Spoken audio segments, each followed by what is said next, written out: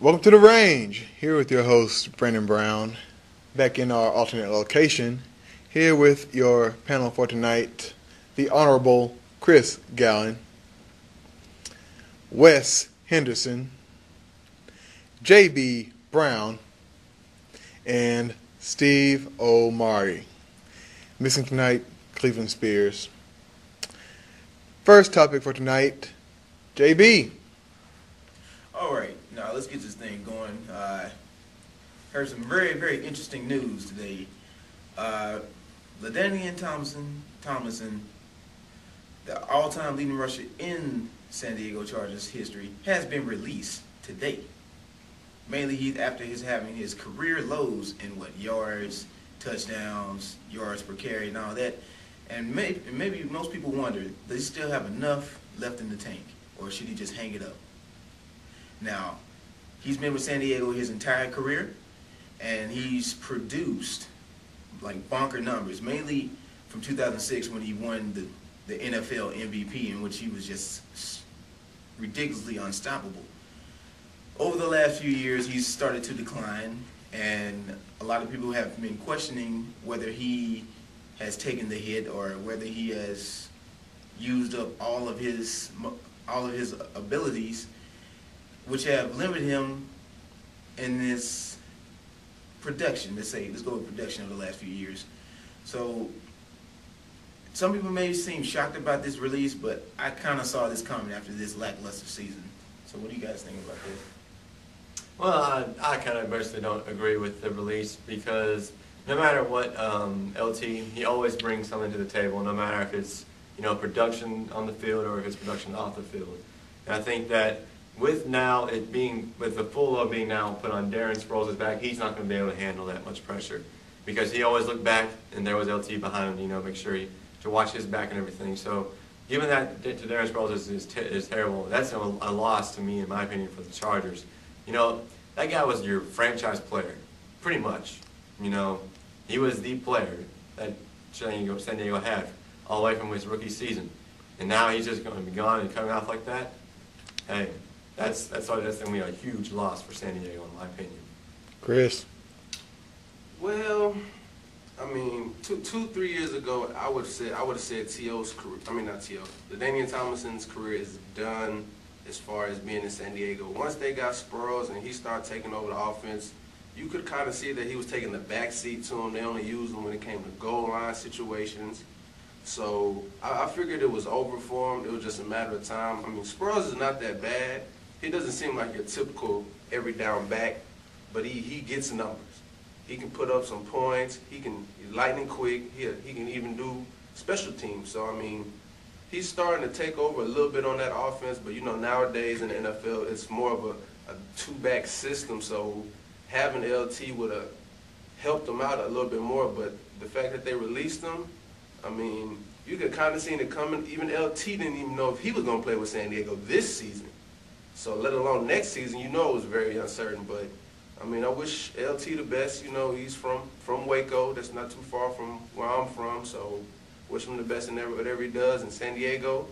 I'm kind of happy since I'm a Raider fan and they are a division foe, so maybe we can, bump up in the division coming this next season if we get a good draft pick, and Al Davis won't mess it up.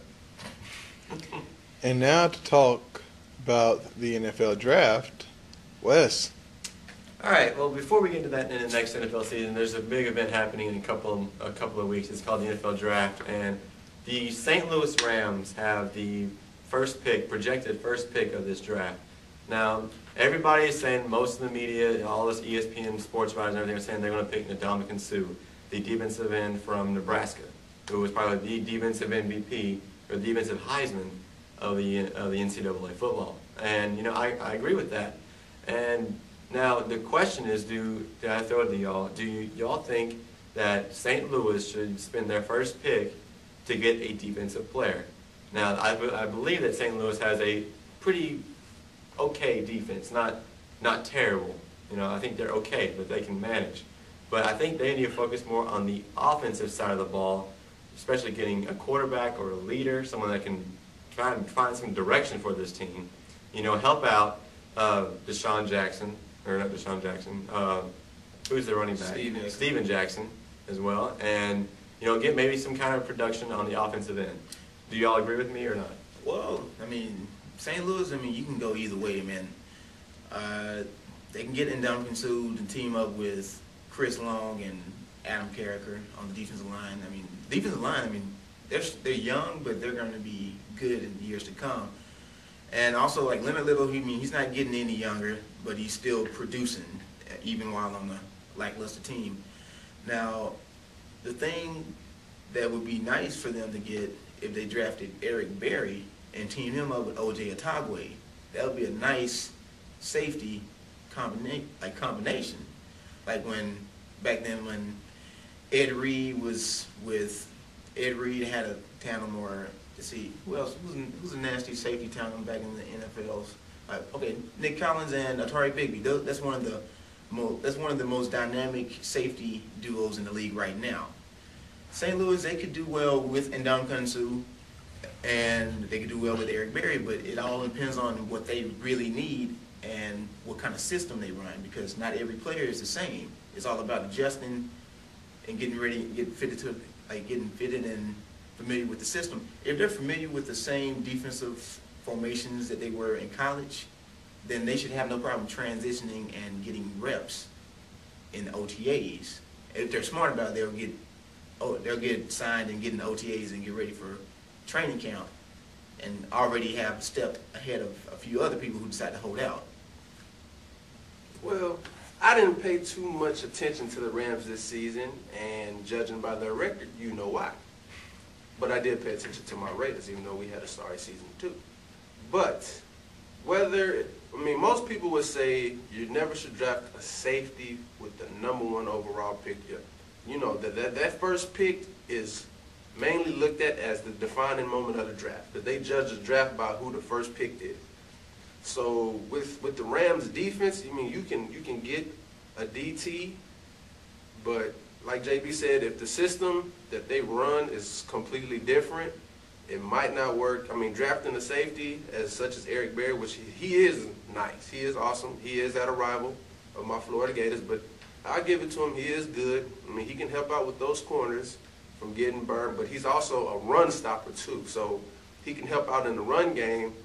But with drafting Ndamukong Suh, if he can keep that run defense up, it might help him out. But if they just bust through the line and get to the second level, then there's no point. But then if you look at the offensive end, Mark Bolger, he's about to get up out of there. So most people would say you can draft a quarterback, but there is not really. The Mel Kiper and Tom McShay both say that the quarterback class for this draft is not that bad. It's not that good. It's not strong at all. They really feel that it's not strong at all. So, drafting a quarterback, you got to look at who you think is most NFL ready. Most people say Jimmy Clausen. Some people say it could be Sam Bradford, even though he didn't play that much this year.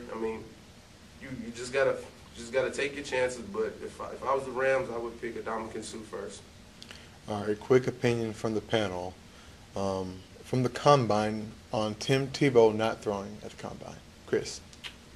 That has to be the most, well, take out the word most. That has to be a dumb decision. Because for a fact that is the #1 thing the critics are saying about you. And I want to see Tim Tebow succeed in the NFL. You're a Florida Gator. 2-time champion. You got to step your game up, but hopefully you get with a good quarterback coach in the league, and you'll be all right. Wes. Yeah, I definitely agree with Chris on that one. It's a stupid mistake, I think, on his part. He kind of changed his formation from how his 3-step drop, his 5-step drop. He has a new system now, and he needs practice with that system, because going to an NFL team like that is not. You can't have that. It's not working. JB. Yeah, they call it the Tim Tebow 2.0. But mainly he's going to wait for his pro day. But then again, you never know what could be happening to him while awaiting his pro day, because something could happen to him physically and mentally that can cause his performance in draft stock to drop. All right. Up next, talking about the Elimination Chamber here on The Range. Stay tuned.